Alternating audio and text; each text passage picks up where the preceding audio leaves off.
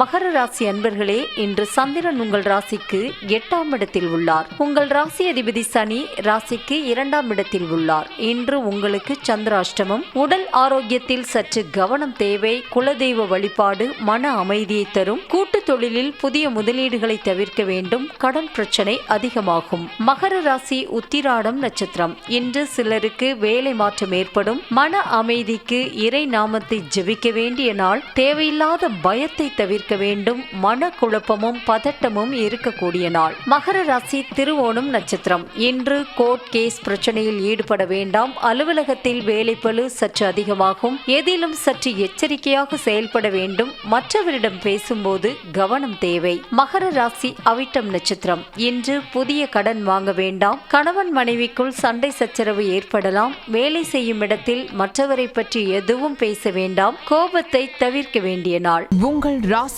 மற்றும் நட்சத்திர பலன்கள் முழுவதுமாக காண டிஸ்கிரிப்ஷனில் உள்ள லிங்கை கிளிக் செய்யவும்.